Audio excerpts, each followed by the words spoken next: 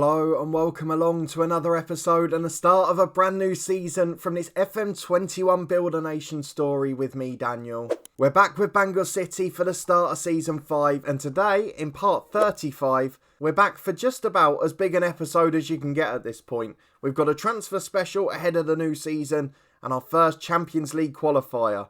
Now, we're playing Swedish side Malmo, which is basically knocked out already.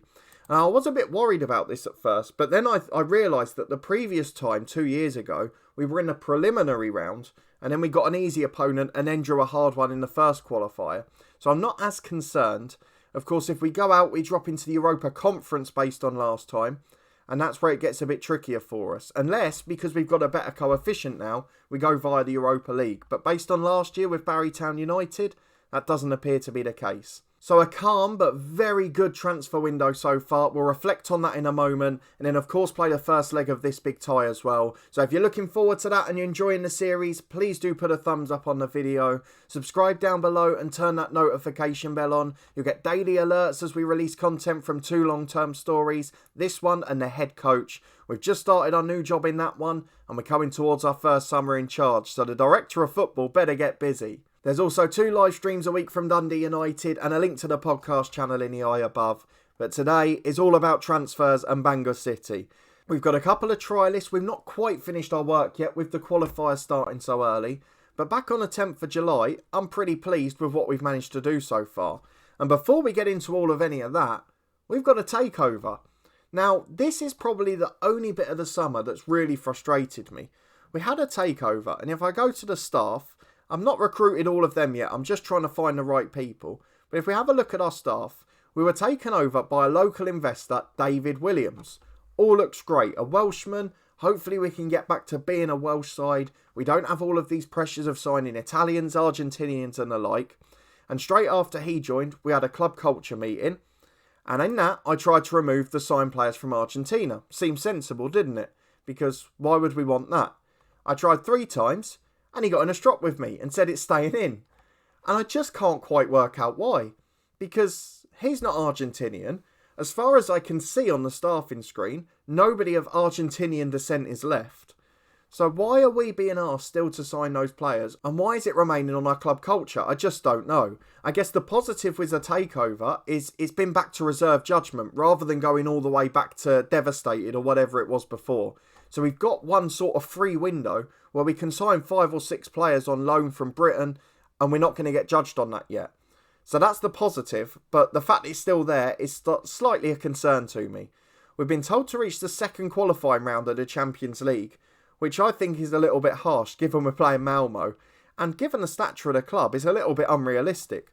So that's something that perhaps worries me. Since the new owner's come in, he's decided we've got to win the Welsh Premier every year. And it's only last time we tried to retain it, we lost it to Barrytown by 15 points, or nearly 20 in fact. We've got to win the Welsh Cup and we've got to reach the quarter-final of the SPFL Trust Trophy. So a very clear increase in expectation, but he's not making our job any easier. So that's the first negative, but as you can see down below, we've managed to slightly reduce our wage bill, and that's despite, in my eyes, improving the squad. Albeit we've got 1 or 2 we'd still like to sign, we've probably got a couple still going out as well. So if we start with the transfers, let's get the big news out of the way, and then we'll go and get into the big match. So if we start with the potential outs, the one that's still yet to go is James Boot, and he's a pretty big earner for us. He's on 425 quid a week. He's 2-star ability now, he's not quite good enough. Notts County have come in with a couple of grand, plus a 30% sell-on. We had to accept it, so he's going to be on his way soon. In terms of the transfer history though, there were plenty of players going out. So at the end of last season, before we ticked over, we had 3 more players leave the club. One we were already aware of in Mason Goodrich. He's gone to Plymouth for just under 2,000. A decent enough player, but just sort of got overtaken by every signing that came in and plenty of other players within the club. So that was always going to be inevitable. The next one to go was Paris Magoma. The only sale this summer I wasn't happy about. Unfortunately, he wouldn't sign a new deal with us. We tried, he kept rejecting, he kept considering and then turning it down. And in the end, he went to Grimsby for his release clause, 10.75 thousand. They've got a couple of sell-ons in there which they didn't need to, but it's not going to make us big money. He's now worth 120 grand, which shows how good a player he was. He was a good servant for us last year. He was a key player in that middle of the pitch. and he's probably the only one so far that we haven't been able to replace this window. And that's a little bit frustrating given the fact that we had him under contract. But that's the problem with release clauses and the fact that we couldn't sign players. So Paris Magoma, he's on his way, and Grimsby have got a very good player there. They're a League One side now, and he's not the only one that's gone from Bangor to Grimsby. So we'll come back to that in a minute. Cammy Palmer left the club after his drop at the end of last year, went to Coleraine in Northern Ireland for £3,000. A Northern Irish under-21 international, a solid player. It made sense for him to go back home. So no problem with that whatsoever, and we wish him the best there, despite his drops. But £550 off the wage bill again. We can't turn it down. Into this season, two of the youngsters went out on loan. Gareth John Dorrant, the young centre-half, and Aaron Morris, the other one as well. They've both gone on loan to lower league sides. Jake Hackett came back from his loan. He's gone on a permanent deal to York, where he spent last season. But another £500 off the wage bill. We couldn't turn it down. And again, he just got overtaken by too many players. Jack Rogers the same. He's third choice behind two others. So he's gone to Harrogate for just under £1,000. A little bit of a sell-on clause included in that. And without our switch to wingers in the end, he was sort of rendered a bit pointless. Mentally, didn't really perform in the big games. Had a habit of picking up bookings, diving into tackles. He's not a player we wanted. So he's gone to Harrogate. We've then sold Riley Harbottle, a good servant in the early days. But he's just fallen down the pecking order again. So he's gone to Stevenage for £500. And they've got a sell-on clause with him as well. But again, more money off the wage bill for backups. And then finally, we mentioned Grimsby had more than one of our players. We've sent them Josh Thomas on loan after getting a fourth striker. It's £2,500 and they're paying 90% of his wages. And I'm just hoping he can get either match practice at good level, or after his broken leg, at least fitness by training at a good club with good facilities and alongside good professional players. Because don't forget, he was going to be first choice last year. And if he can get that quality back he lost during the injury, or at least some of it, he'll still go on to have a good career. So we'll be watching his season closely. If you have a look at what happened last season down in the bottom right, it's just such a shame. He never recovered. So with those guys and Boot, if he does go, that's probably 8 players out of the club. We've got one returning loanee who's covering for now. Ideally we'd like to sell. And a couple on trial that might be our answer. But for now, just the 4 signings and a few extensions that are crucial. So the first one is Kieran Clark, who's come in as a backup left-back. He's a 17-year-old who will be homegrown at the club in the future. He's got an okay personality and big potential. So we've taken a gamble on him. And hopefully he'll be the sub that can be the under-19 in the league squad. He can fill that quota and maybe get some appearances off the bench. But also he's got a bit of potential, a bit of versatility. And it's worth taking a punt on. For £120 a week, it's a cheaper backup than Mason and just as good with bigger potential. Couldn't say no. The next two, though, are the biggest signings of this save so far. The 2 boys we had on loan last year who starred, they weren't willing to discuss terms at any stage, but then they got released by their parent clubs. And it's not the fact that we brought these 2 in, it's not the fact that they're going to improve our 11 and our starting players hugely, it's the fact that they've come on relatively tiny wages. Ben Cottrell, £500 a week. To put that into perspective, that's cheaper than Cammy Palmer was on, not much more than Boots on, not much more than Hackett was on, and not much more than Jack Rogers was on. £500 a week, 4-star ability, 4.5 potential. Only 22 years of age. We know he's got quality in the number 10 role. Did a brilliant job for us last year. Can cover off the 2 wings or at left back or centre mid. He's got everything. A massive step up for us. A good personality. Ben Cottrell is going to be a long-term superstar. Cameron Badebo, the other one to come in. We said he was going to be the hardest to replace. And we've replaced him with himself. £325 a week. To put that into perspective, that's the same Riley Harbottle was on. And this guy's some step up. 3.5-star ability, 4-star potential, 22 years of age, natural as a ball-playing defender, excellent in a tackle, and we know just how good he can be. He's still looking for his first goal for us, certainly in the league. But my word, what a player he was last year. And he's going to do exactly the same this time around. A wonderful signing. Both of them, I think, on 2-year contracts. Cottrell on a 3-year deal. And so is Badebo. No sell-on clauses, no problems. Just 3 years of 2 quality players. And then we mentioned we got in a new striker to allow Josh Thomas to go to Grimsby. Not naturally my kind of striker, but versatile and very good. Dexter Harness is 19 years of age. He was released by Everton in the summer. And he chose us over a few other clubs. He wasn't our first choice. I'll show you that guy in a minute. but still very good nonetheless. 3.5 star ability, 4.5 potential, can cover right back, centre mid, attacking mid and up front. He's a perfect backup player. We've got quality across the squad and he's going to be that. We just want to improve the finishing slightly. We just want to get a bit more pace into his game. And he's not perhaps a natural striker, but he's going to get a lot of game time in various positions. And that's the key for us. If we get further in Europe, we've got to upgrade the squad in other areas. And I think Dexter Harness does that. He wasn't my first choice as a striker. If you excuse the keyboard, it was actually Damien Bradshaw. He was getting released by Liverpool, the Welsh under-20 international. But he's gone to Nottingham Forest, who offered him £2,000 a week, so you can't begrudge him that. But look at his attributes as a striker. Excellent pace, acceleration, fitness, composure, finishing, first touch, heading. He had the lot. But it wasn't to be. So he's gone to Forest, and we'll keep an eye on him 3 years down the line if he gets released from there. But I've got a feeling he might make it. But for us, we haven't done all of our business yet, but what we have done is excellent. We're still looking for a left back, hopefully via the loan window. And we've got one potential option as our final central midfielder, which is Jake Taylor, a former Forest player. He's got loads of EFL experience across clubs, but he's a quality one in there. We'd love to sign him, and he'd be the final piece of the jigsaw, I think. As it is, we've got Mo Silla back from loan. He's covering off the bench at the minute. Centre mid, the only area we start weaker than last year. At the moment, we're starting even press again, who was forced out last year by Magoma and Brooks. But we have managed to extend those loans, and that's going to be crucial. Ethan Vaughan stays with us at right back, £450 a week. And Ian Brooks stays with us in centre midfield, just £500 a week. Again, two crucial signings. And at this point, it's not just about signing stars. It's about keeping and developing players at the club. Keeping continuity. Keeping those who were developing so well last year. And I feel like here we've done that with Bangor. It means the dynamics aren't too badly affected, particularly the team cohesion. Particularly the dynamic screen is looking very good. The hierarchy's there because it's largely the same players. Badebo comes in. He's straight in as a highly influential player. Cottrell comes in. Straight in as a highly influential player. And I feel like we're getting there slowly but surely. So if we go and get into the fixtures, is Malmo who's today's challenge? A massive side in Sweden. They're in the Champions path. We know they must be good. They've got some names I recognise as well. Hallberg, who starts to save at Hibernian, a very good central midfielder. Morsay, a left back who's got a bit of quality, a good attacking winger. Joel Asoro, former youth product at Sunderland, a good finisher, electric quick. Jamie Hopcutt, the former Östersunds man who was famous for playing well under Potter. Simon Anderson, under 21 international keeper, absolutely excellent. So this is going to be a very difficult tie. The coefficient slowly rising. We need an easy draw in the Europa Conference, because I've got a feeling we're going to be coming out of this one. So let's see how we get on into the first leg.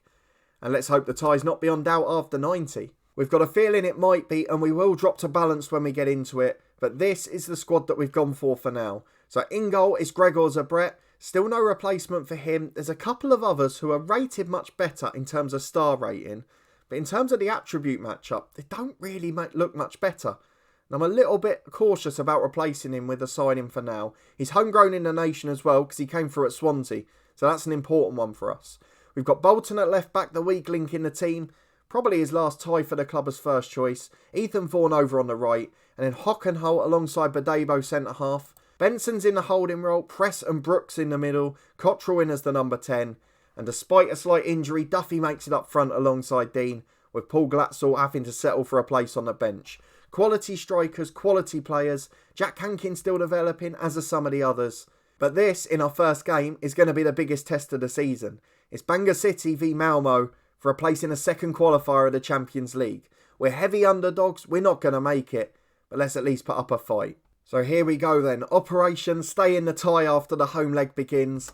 Malmo, no manager listed there, but we're going to tell the lads there's no pressure on them. We might as well, because no one's expecting anything, apart from the owner, the new owner who suddenly thinks we're a quality European side. But we're going to drop to balanced. We're just going to take that little counter-attacking approach. It worked at home in some of those ties in the SPFL trophy. Now, I know that Malmo are better than Hamilton, they're better than Dunfermline, who we lost to, and they're better than the Old Firm's reserve sides. But, you know, it's worth a go. As we pick the ball up with Hockenhull, 3 minutes on the clock, a goal would be nice, as Benson goes back to Badebo. Inside the centre circle, switches right, and it's intercepted by Nicholson. Brings it forward over halfway, and this is where we might get caught out.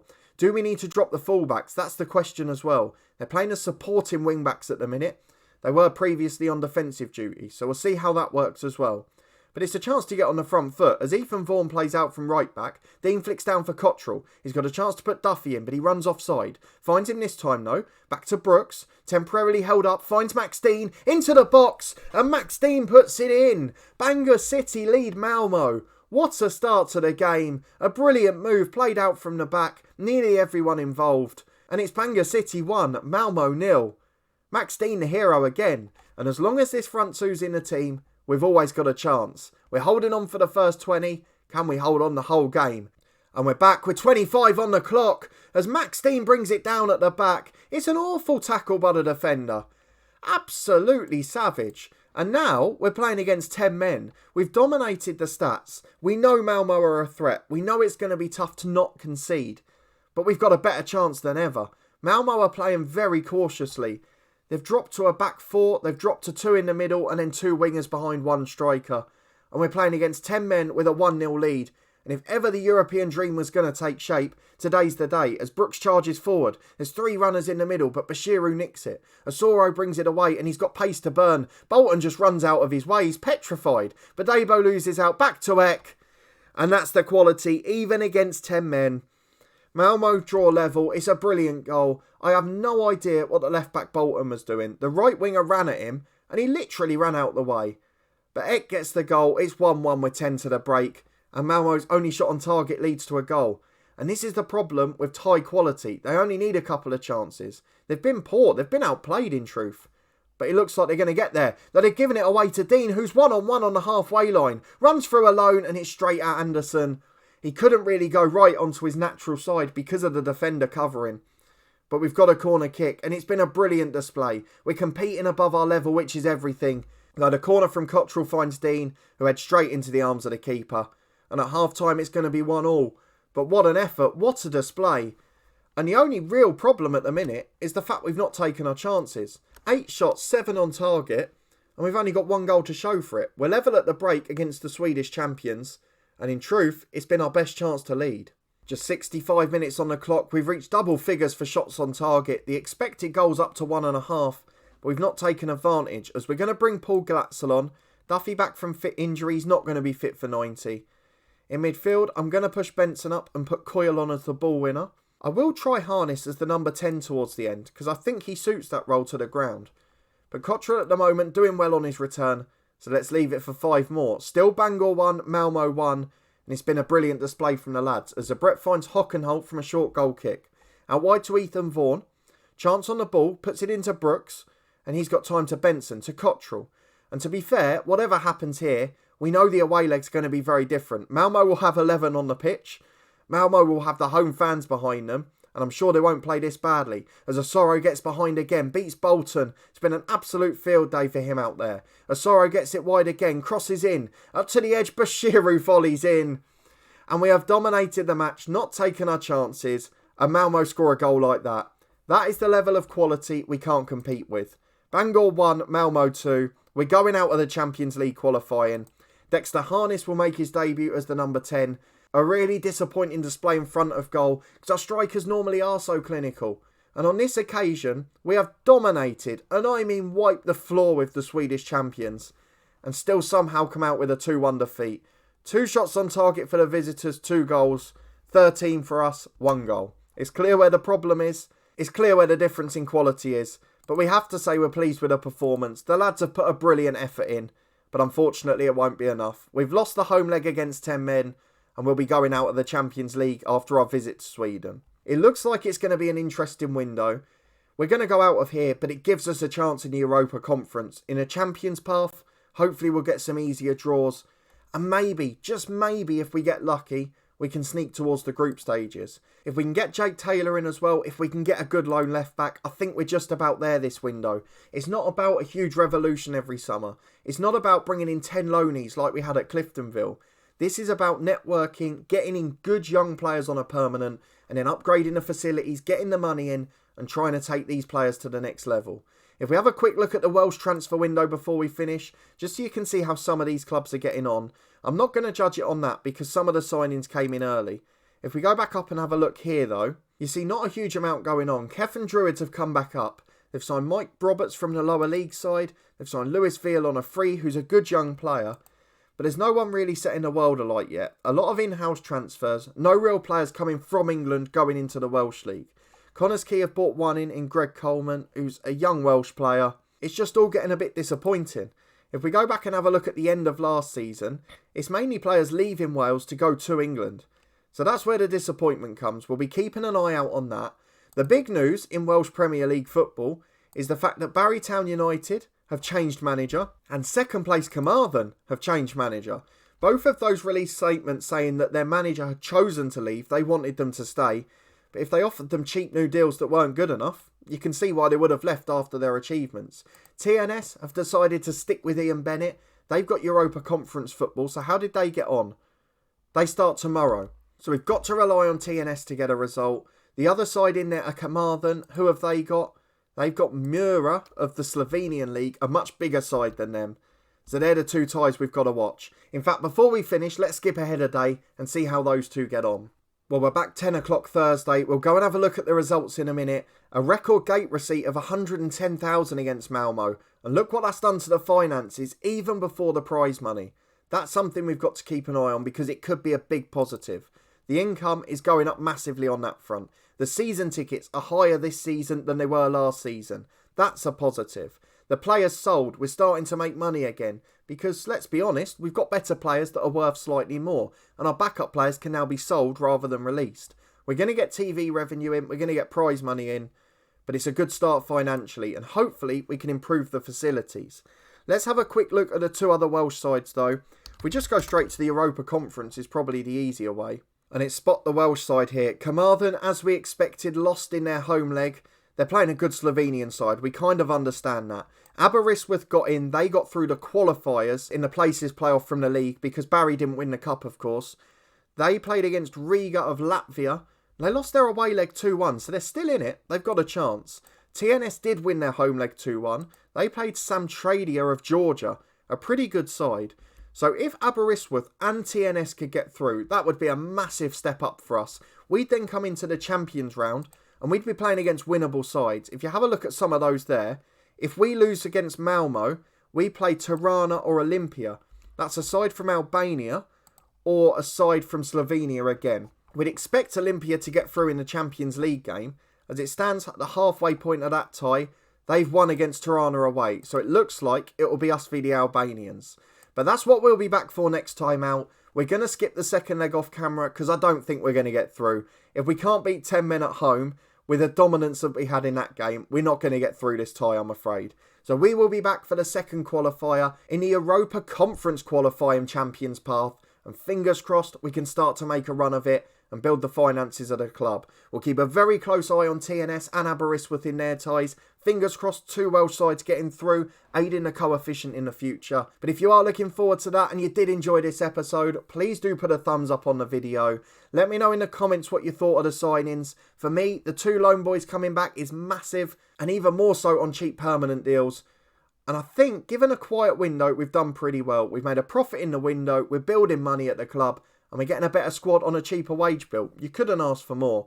Let me know what you thought of the Malmo performance. Pretty heartbreaking to lose, but a really good sign that we can compete at that level. And as these boys continue to get these experiences, continue to get better and more consistent, we should be able to compete for European group stage football in the very, very near future. If you want to stay up to date and follow that progress, please do subscribe down below and turn that notification bell on. We'll be back with the head coach tomorrow as we continue our stint at our new club, a fourth of the series.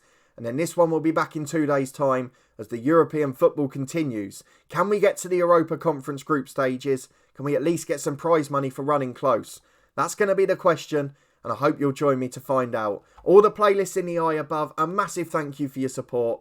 And I'll see you next time for more transfers and more European action. Thanks for watching.